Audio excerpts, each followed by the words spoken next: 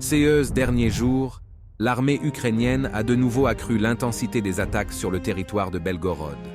Au cours des dernières 24 heures, plusieurs villes frontalières ont été bombardées par l'artillerie et un drone d'attaque ukrainien a été abattu au-dessus de la capitale de la région.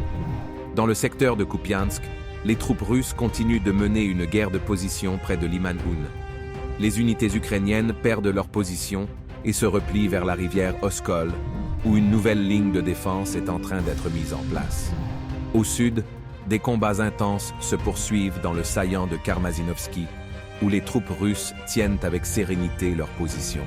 Ce dernier jour, un certain nombre de contre-attaques ennemies infructueuses ont été repoussées dans le secteur, en lui faisant subir des pertes importantes.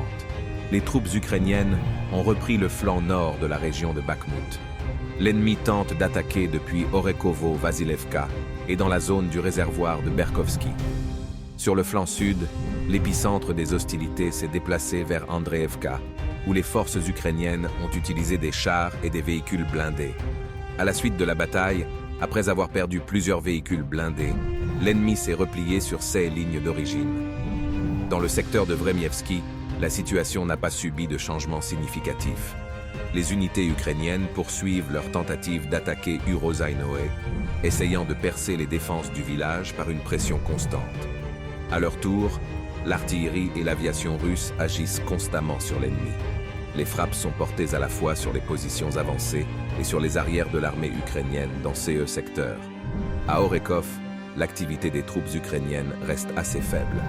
Après de lourdes pertes, le commandement ukrainien est contraint de regrouper ses forces et déployer des réserves en première ligne.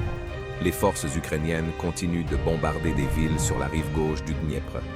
Novaya Kakhovka, Korsunka et d'autres villes ont été pilonnées par l'ennemi. Les infrastructures civiles et les bâtiments résidentiels ont été endommagés.